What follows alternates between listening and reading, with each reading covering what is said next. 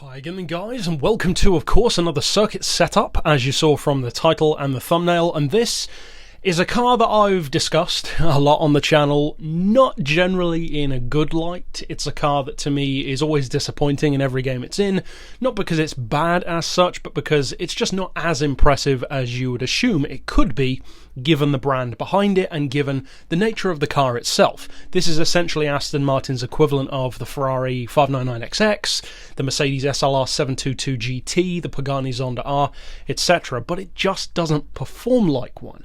It performs more like a supercar, which isn't bad, but it's supposed to be more than that. It's supposed to be this hardcore track-focused machine like a P1 GTR, but it just isn't. Now, as far as this tune goes, the only reason why I'm doing it is because I've had so many requests to do a tune to help out with the handling. Now, as you saw from the thumbnail, probably, this is in N800, so stock weight, stock power. And the reason why I've done that is because it allows you to just retune it to whatever level you want. So you could detune it around N600, you could tune it up around N1000, or with balance of performance, whatever, it doesn't really matter. The focus is on the handling. Now, as far as the traction control, some people will definitely want to have it on a little bit, especially if you find the car very difficult to drive. Maybe on 1, for instance, because even that makes a huge difference.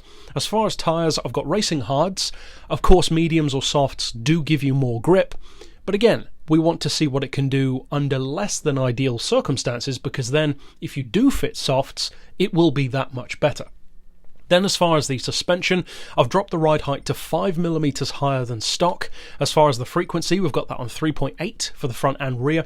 For anti-roll, 8 on the front, 6 on the back. For the compression aspect of the dampers, 57, then 84 on the rebound. A slight difference in camber, 1.5 degrees on the front, 1 degree on the back, with neutral toe, no surprises there. Downforce is not that impressive, which is surprising and kind of unfortunate. You cannot adjust that either.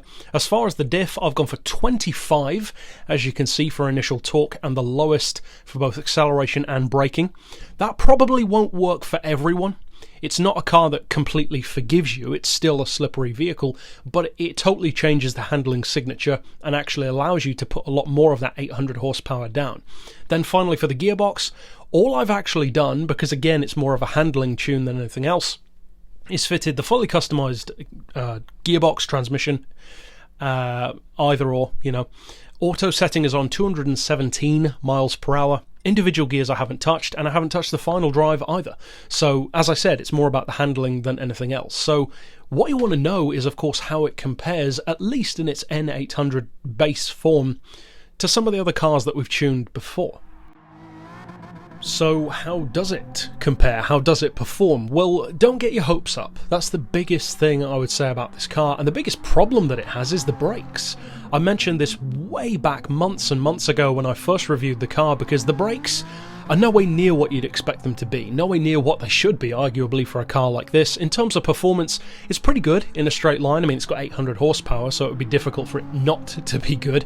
But even then, it's kind of underwhelming. In terms of lap time, it's no way near my McLaren P1 GTR tune. It's more on the level of some Group 3 cars, for instance. So, is that good? I guess you could say it is, but in a general sense, for a car with 800 horsepower, I just don't find it that impressive. However, if you are hell-bent on using the Aston Vulcan, which I fully understand if you do love the car, of course you'd want to use it, then I hope this helps out, because it definitely improves the handling. As I said, it doesn't forgive you for every mistake. You still have to treat it with respect, brake nice and early, turn in nice and heavy, and ease onto the throttle. I cannot stress that enough.